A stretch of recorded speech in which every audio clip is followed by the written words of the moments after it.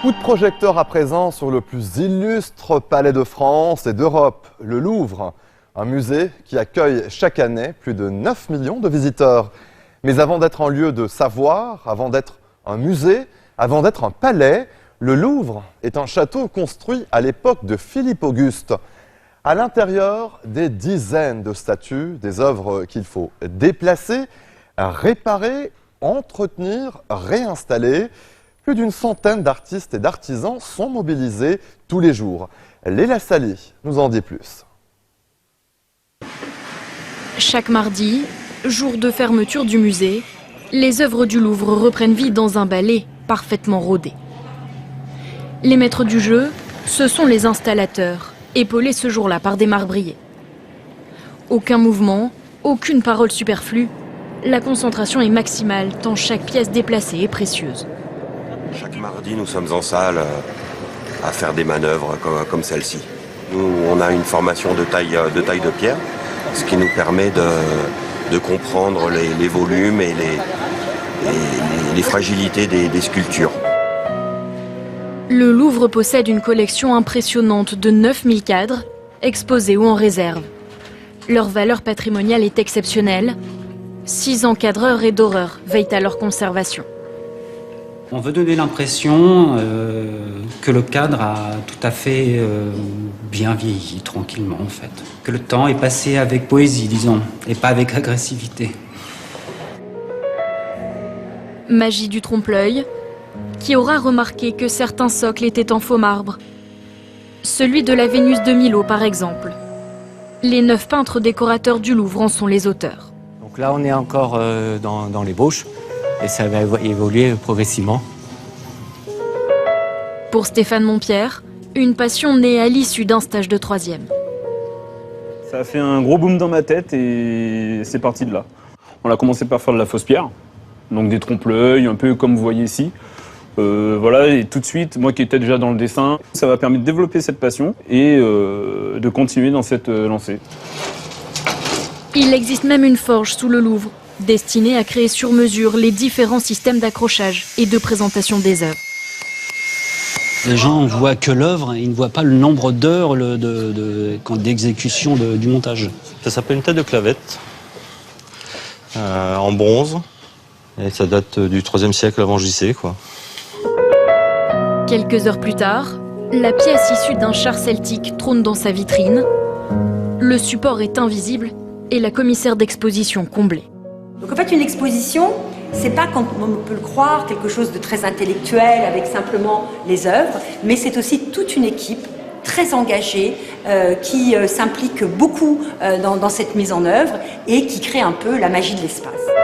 Une magie subtile, élaborée en coulisses par les techniciens d'art du musée, 110 travailleurs de l'ombre réunis autour d'une mission, mettre en valeur les 38 000 œuvres exposées. Sous le carrousel du Palais du Louvre se trouve un espace assez méconnu, le centre de recherche et de restauration des musées de France. Ici, on utilise les dernières technologies pour fournir le diagnostic le plus précis possible avant la restauration d'un tableau ou d'une sculpture. 1500 œuvres sont envoyées au centre chaque année par différents musées de France.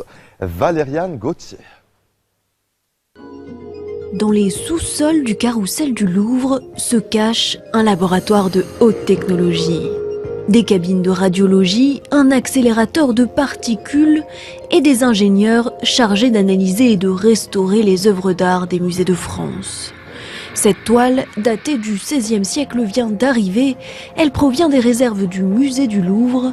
Jean-Louis Bellec, photographe, ausculte le tableau sous toutes les coutures et par toutes les lumières.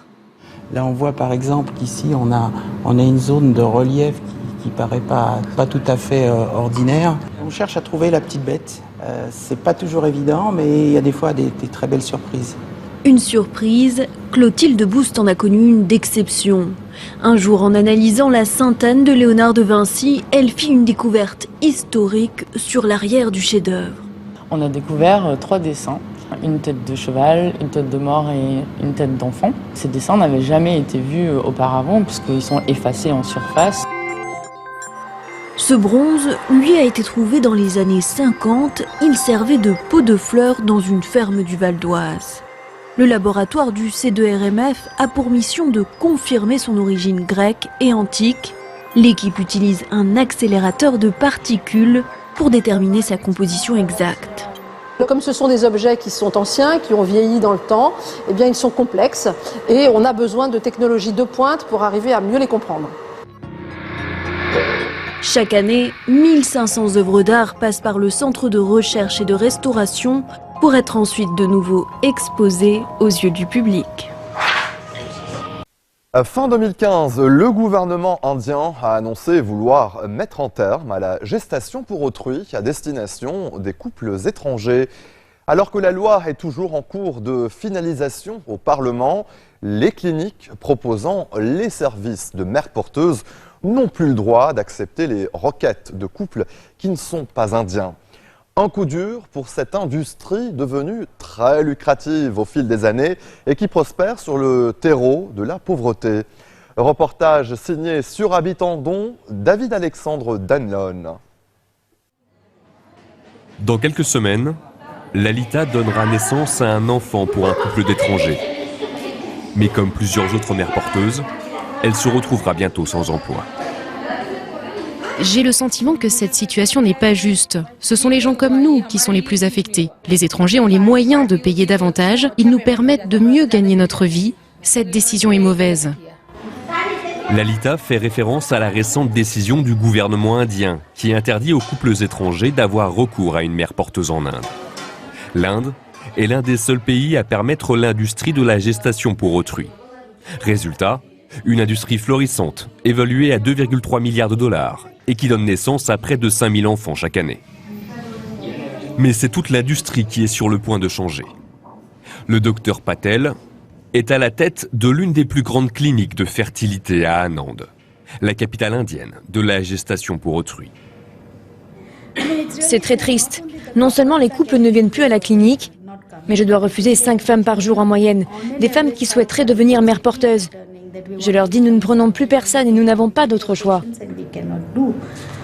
Des coûts médicaux à bas prix, des médecins qualifiés et une importante banque de mères porteuses ont permis à l'Inde de devenir l'une des destinations les plus prisées pour la maternité de substitution. Mais cet essor soudain a engendré une industrie peu réglementée. Toutefois, la décision de bannir les couples étrangers plutôt que de resserrer les lois a fait l'objet de nombreuses critiques. Cette industrie a des zones d'ombre qu'il faudrait combler, mais l'interdiction pure et simple n'est pas la solution. Cette décision va créer quelque chose qui est bien pire, un marché noir de la gestation pour autrui. Et tout le monde pourrait souffrir. Quelles sont les lacunes? Comment garder ce secteur sous contrôle? Comment mieux informer? Voilà les questions qui auraient dû être posées. Ça, c'était le bon chemin à prendre. Si à la clinique de fertilité à Kanksha du docteur Patel tout se déroule dans les règles de l'art, la situation n'est pas toujours aussi transparente. Il y a près de 3 ans, nous avions visité une autre clinique dans la ville de Hyderabad. Une clinique qui offrait des conditions de vie bien différentes à leurs mères porteuses. Entassées dans les chambres, malgré des températures bien au-dessus de 40 degrés, beaucoup de femmes n'avaient pas la moindre idée de ce qui les attendait. La famille O'Connor a déjà eu recours à une mère porteuse indienne pour leur première fille. Ils espéraient pouvoir retourner en Inde pour un autre enfant. Selon eux, cette interdiction envers les étrangers est discriminatoire. Recourir à la GPA, c'était notre dernière chance d'avoir une famille. Et c'est le cas pour des milliers d'autres couples qui voyagent en Inde. Et vous savez, ça a changé notre vie. Nous sommes profondément attristés et très déçus par cette décision de bannir les couples étrangers. De retour à Anand, nous rencontrons Manisha, une ex-mère porteuse et mère célibataire qui a vu sa vie changer du tout au tout grâce à l'argent gagné lors de sa grossesse. Avec l'argent gagné comme mère porteuse, j'ai pu m'acheter une maison et envoyer ma fille à l'école. Vous voyez, nous n'avons pas d'argent et les parents pour lesquels nous travaillons ne peuvent pas avoir d'enfants. Grâce à cette procédure, chacun profite l'un de l'autre. L'interdiction a déjà déclenché un vif débat sur l'éthique de la gestation pour autrui en Inde. Et l'avenir de tous ces acteurs demeure encore incertain. Restez des nôtres, on se retrouve après ceci.